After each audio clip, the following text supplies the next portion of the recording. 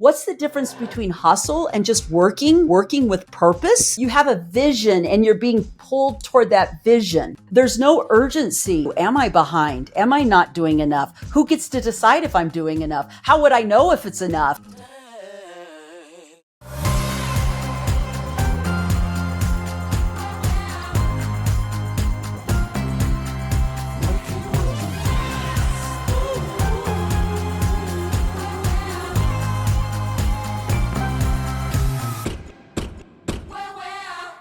I am excited to be here for this conversation today. For those of you just tuning into the journey, or whether you've been following us for the past few weeks, this is part of the Own Your Story journey. It's a 90-day journey, 12 weeks, walking through Dr. Ariano, my mother. Well, it's her method that she has used this method with all of her clients, herself personally. I've definitely experienced some of it being her son and growing up with her. But this is a method for how to take stock of your life and the stories that you might be telling yourself in your life. Think about how to own those, and then from there, how to rewrite your life to have the story that you've always wanted and craved, using the pain and adversity and trauma that you've experienced as the springboard into the life that you would like. This is a little bit of a turning point for us in the show. We just wrapped up our first month of this journey. That was the Stop Your Story series of this, where we talked about how to identify when you might be living in a story, how to separate story from fact, where these stories might have come from, and the way that they can show up in your work life, your personal life, your relationships.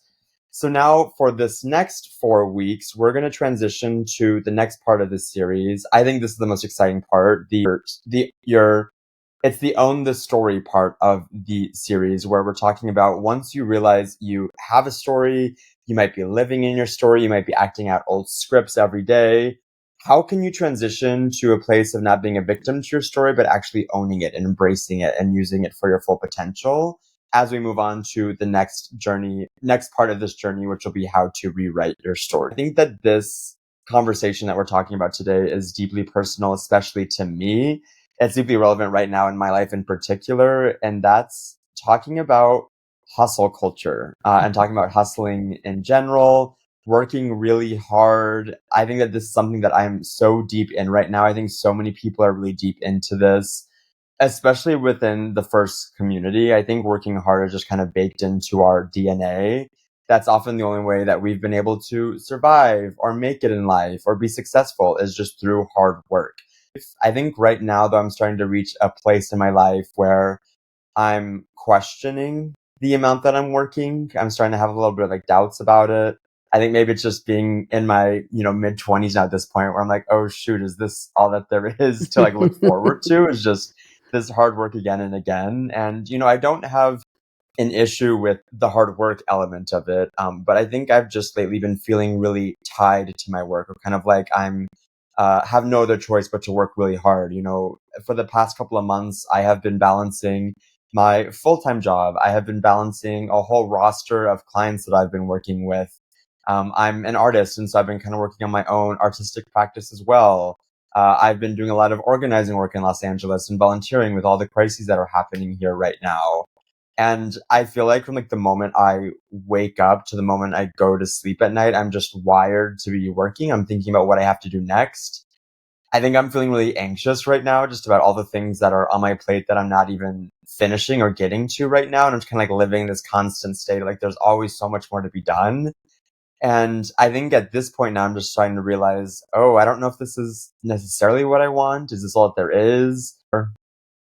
I'm excited to talk about this because I think this is a real thing for everybody. And also, how do you know the difference between hustling, like you're in a hustle kind of mode, and actually just working for something just really diligently, or, working hard for something that you really want?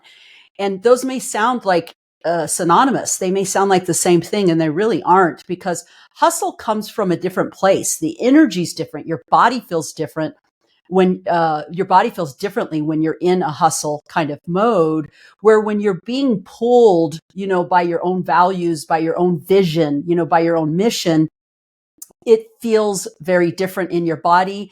And the thoughts that you're having in your mind are really different as well. And so that's how you can tell. And I think what's hard about our culture, Esteban, is the hustle culture is glorified. I mean, look at everything. I mean, again, I think about contrast. Our brains love contrast. We learn through contrast. And I think about my own life of contrast. Growing up in the 60s and 70s, we didn't have all this stimulation. We didn't have cell phones or computers or pagers or 24 access to the internet. We didn't have those things. So you could see the contrast between working and resting, between working and playing. And I think today, because we're plugged in so much, we don't have that contrast. And so it just feels like a normal, and it really actually isn't a normal. And it's not good for our bodies. Our bodies are not designed to go 24/7. And as soon as you're doing that, you're putting your body into a stress state. And then your mind is going to interpret that stress state as an alarm. And the alarm is going to kick in some survival patterns. So it's really it's not a good place to be camping out at. Yet our society is showing us that it's really normal. I think the other part of it is, social media has become kind of the devil. It's become the beast. And the way that it's become the beast is, before social media, we kind of had to focus mostly on our own internal compass in terms of direction. But now we have all this input. We have all this stuff coming in, and we're always seeing somebody who's got a better life than we do, or that they seem like they've got it figured out, or, oh my God, I'm behind. I didn't think about this. And so we're in this constant comparison. And so the constant comparison feeds the hustle. And then the hustle activates survival patterns. And if we're in a constant state of survival and that activation, then what's going to happen is we're going to experience burnout, because our adrenals are going to be going, our cortisol is going to be going, because our body is not designed to go 24/7 in a stress state. Mm. Yeah, I mean, I think all that feels very true to me right now. I think especially the parts of just that constant comparison and like the constant go, go, go. It's interesting to hear you talk about that. That's something that's maybe developed over time, or wasn't the way that you encountered the world when you were growing up or when you were my age, because I feel like that's all I can see right now is just like Mhm. this world that's constantly on. You always have access to this flood of information and stories and images and videos on your phone at all times. And it feels like it's almost always this reminder that I'm not enough or I'm not doing enough. I think that that's been hitting hard for me a lot recently. I think I'm getting to this age where, I'm still very young, and I appreciate when people remind me that I'm very young. But I think I'm starting to reach this age where I am older than some people that are have careers or are very successful or are doing really big things. And I think that always really affects me a lot when I'll see, like, for example, someone 5 years younger than me who's maybe 20 or 22 who has this really successful business that I want, or has like this really successful platform that I want. And I think I'm kind of living in this place, and it's like, well, why don't I have those things? Why am I not enough? And I think that kicks up this whole kind of slew of responses to that. Like maybe I decide to work even harder, or I decide I'm going to sacrifice even more. I'm going to stay in on the weekends and work more. And I think another part of it is just this fear of what will happen if I'm not working all the time. It's not just that, oh, I want to be excellent, or I want to have this big shiny thing that this person has over here. I think there's also something a little bit more fundamental, if that's the right word, about the way I'm feeling, in the sense that's like I'm worried about like almost like my basic safety, or like my basic like survival, or subsistence, and it's interesting because I'm very privileged in a lot of ways. I'm not living at the right against that world of precarity or loss or uncertainty, but nevertheless, I feel like it's kind of been baked into me. Maybe it has something to do with what we talked about last week with intergenerational trauma, or it's just the fact that we do live in a deeply uncertain world right now, or a deeply unstable world right now. But I think that's just kind of like all those things are like accumulating in my head right now, and it rarely feels good. And I'm wondering if maybe we can talk a little bit more about hustling and the difference between hard work? Because as you're talking about that, that feels a lot more in line with the way I'm living my life right now. And I think what can make this very complicated or complex is you have different factors that are feeding into this hustle. So you have what's going in our current, in the present situation. You have all this input. You have all this data that keeps telling you, oh, I should have thought about that, or why didn't I think about that, or why am I not there? You have that constant comparison, right? And so that is going to kick up this idea of, oh, I'm behind or I'm not doing enough or why am I not there? So you've got that getting kicked up, right? And then you got to think about our ancestors. I mean, our generation, we think about the intergenerational stuff.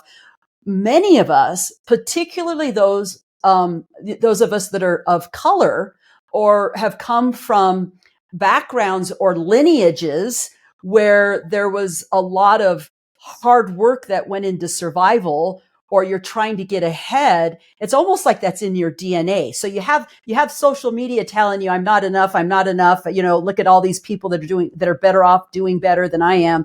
And then you have the intergenerational kind of feed, and that is you got to work hard to survive. And when you think about our generations before us, like my father, my grandmother's mother, hard work was purely based on survival. It was going out and, harvesting crops and working the land and, raising livestock. And you got up at sunrise and you worked hard and you went, you ate your meal and went to bed. Life was very simple. Successful was having food on the table and roof over your head.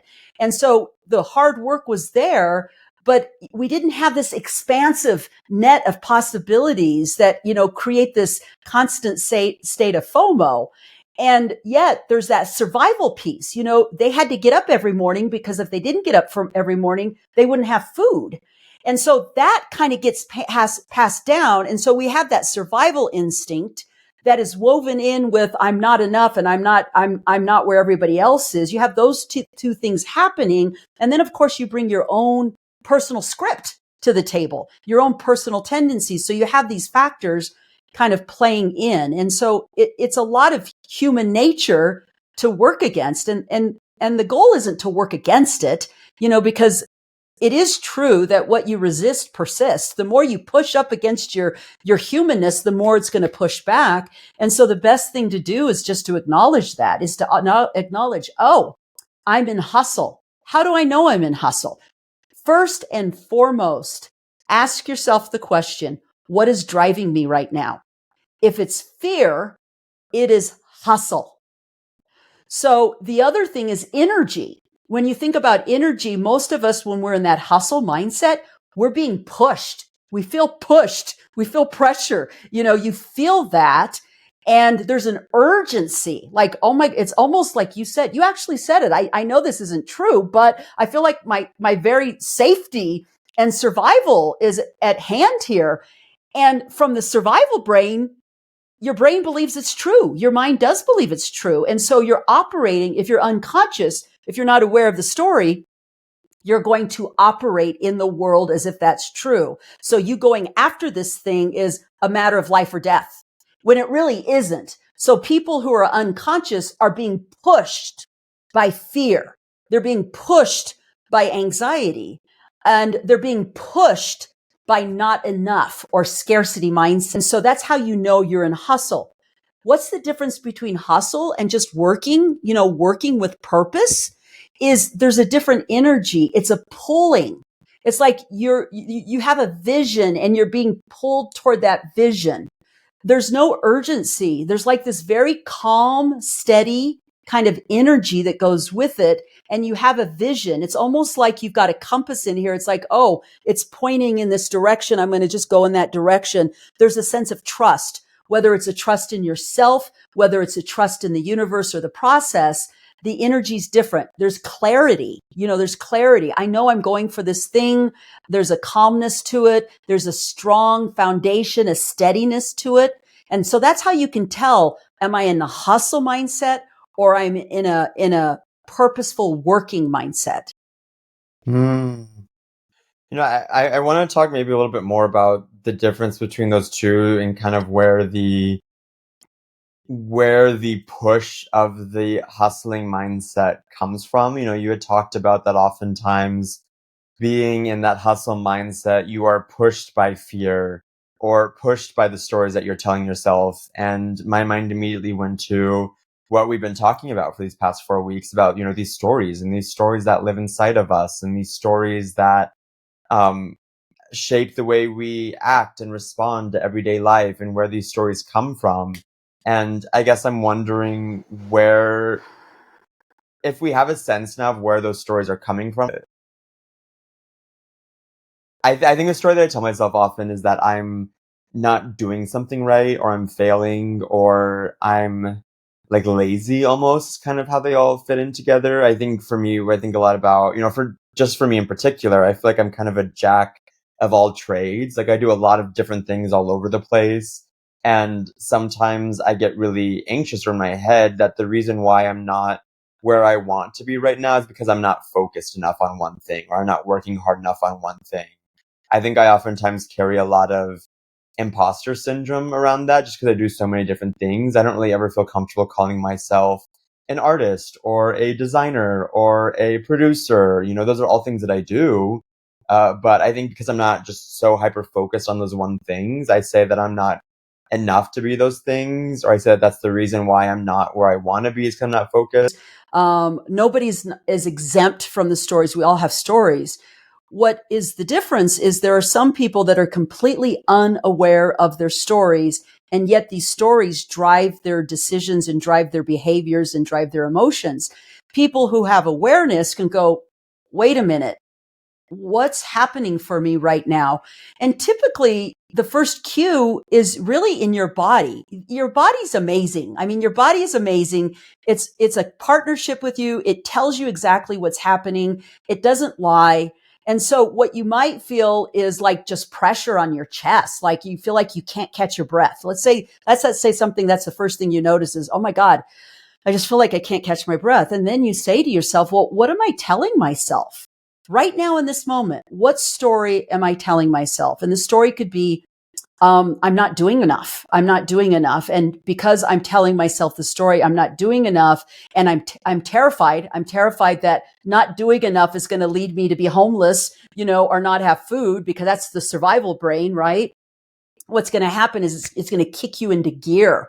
And that's what I call the hustle. It's going to kick you. It's going to activate you. It's going to push you through to lots of action and movement for two purposes. Part of it is uh, to decrease the discomfort, like the anxiety. You're wanting to get rid of the anxiety. So you're moving towards something to stop the anxiety. And part of it is the urgency of, I'm not going to survive. Those are going to be the things that drive you. And so what you want to be able to do is go, okay, I'm feeling that urgency, or I'm feeling that constriction in my chest, or I'm feeling the not enough, or I'm feeling lazy. And I'm recognizing that I feel that urgency in my body. And this is how I feel it in my body. I'm tense. My chest is tight. I have the butterflies in the stomach. And in that moment, that is the time to say, is that really true?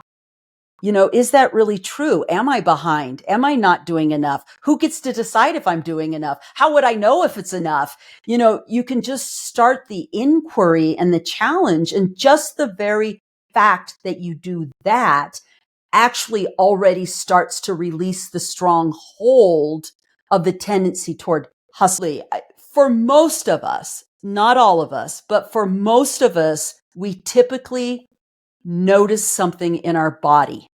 That is going to usually be our first tip, is our body. And so notice what's happening in your body. So let's say you're tight in the chest. Let's say you have butterflies in your stomach. Let's say you have this big lump in your throat. The moment you do that, what can you do? What's the practice? First thing is you got to reset your nervous system. You have to reset the nervous system. The best way, here's the cool thing. We have all the tools right inside of us. We don't have to go anywhere. We don't have to read a book. We don't have to buy something. The tools we are equipped internally for this. First thing you do is you go, okay, I need to reset my nervous system. I'm really activated right now. You reset the nervous system. The best way to do that is either through breathing. You can do things like, one of the things that I imagine is I imagine taking energy from the earth, from the ground, literally taking a breath and pulling the energy through your body to the top of your head and hold it for a second. And then you let it go and you release the anxiety and the urgency into the earth. And you can do that a few times. That's the first thing. Then ask yourself, what am I telling myself? So let's say you're saying to yourself, I'm not working hard enough. Okay? Is that true? Let's challenge that. What is working hard enough? How do you know if you're working hard enough? What's the bar? Ask yourself those questions. And what's interesting is if you ask yourself that question, you're at a crossroads. Am I going to go down the road of what do I value? What are my values? What do I want out of my life? Which is a response to the story, or are you going to go down the road of reactivity, which is you're going to activate the anxiety again and make decisions out of fear again. So it just makes you aware that you're at that crossroads. And so if you decide to go down the response route, you can ask yourself, well, how hard do I want to work? What is important to me? How many hours do I want to work? How many hours do I want to do other things? Have I met that bar? And so it takes you out of that urgency and into your values state. Does that make sense? Yeah, I think that makes sense. I think the thing that maybe I'm a little caught up on is those questions of like, am I working enough? Am I enough? Am I doing enough? Because I think the story in my mind or the fear in my mind is immediately rushing in to answer that for me and say, no, I'm not doing enough, or no, I'm not enough. And I think Okay. there's another part of me that's maybe a little bit more forgiving of myself that says, well, I don't even know the answer to those or how I can even find the answer to that question. Like, am I doing enough or am I enough? And it Mhm. sounds like maybe it's not as simple as finding a hard and fast answer to those questions as it is starting to maybe question the questions themselves. Is that Mhm. what you're saying? Like, Great question. And you brought up that contrast again. And I think the contrast is really important. You said, well, I can ask myself that question and I could feel it coming. And it was interesting. You actually pointed to your head. I could feel that part of me saying, of course it's not enough. I'm not doing enough. I could be doing this. I could be doing that. And John is doing this. And why am I not doing that? And why am I, as soon as you're in your head, you know that you are coming from the same place that this whole thing has been created from. Okay. That right there is a tip off. It's like, no, I don't want to be in this space. That's the space that created the problem. Einstein basically said, you cannot solve the problem on the level in which it's created. Our mind creates the problem. I am not enough. If you're answering it from that place, you're not going to get anywhere. And it's interesting because if you just really trust the process, Esteban, you'll notice you immediately went to your head. You just did that naturally. And then you talked about the forgiving part of you. And the moment that you talked about the forgiving part of you, your eyes went down. And hmm, it's because that part of us, the wiser part of us, is in our core. It's in our belly. It's right here. And that part of us feels very different. It feels very different. There's a steadiness to it. There's a clarity to it. There's a calmness to it. There's compassion. There's forgiveness. There's wisdom. We want to dip into that place. We want to dip into that place and ask the question. And then notice what happens in our body when we ask that question. As soon as we get into a place of activation and anxiety, we're up here. The moment we get into a place of feeling more grounded and more peaceful and clear, we're in our wiser self. hmm. So it's like, we talked about just a few minutes ago about how to get out of this loop that you're in. And part of it, the first thing you said is you have to reset your nervous system and kind of get a little bit more grounded and ease some of those physical symptoms of that fear or anxiety that is promoting the hustle culture or the hustle that you're in for yourself right now. And then it's about coming to maybe a different place within yourself or coming to a different part of your just a different part of you than the part that came up with those fears or came up with those thoughts to be able to start to answer those questions or be able to come to those assumptions again, is what it sounds like. They're not Hmm. always the same, or not. It's not that they aren't the same. The part that makes the fear and the part that might be able to get yourself out of that Hmm. fear or anxiety. Exactly. I mean, one way to think about it, so if listeners are having a hard time kind of wrapping their mind around this conversation, one way to think about it is to think about that one friend that you might have that you could be in a complete panic and they can be really calm and very, very grounded. And they can say, "Hey, Esteban, it's okay. Just take a breath. You're okay." And just their energy can just bring you down a few notches. We have that inside of us. It's great when a friend does it. I'm sure we've all had that experience when a friend or a loved one has helped you kind of get grounded, but we also have that ability to do it for ourselves. And so sometimes it's helpful for people that are more like that are visual, imagining like literally a visual of this friend that comes to you and says, "Hey, it's okay. Just take a deep breath. You're okay. You're safe." And to bring that down into that, and bring your nervous system down into that place of calmness, and then be able to inquire about, the line of questioning about your thoughts. Mm. I was anxious. I was living on an edge. When I realized that, it was like, whoa, pump the brakes here. This isn't useful. All that hard work, all those 70, 80-hour weeks did not increase my income by even a single dollar.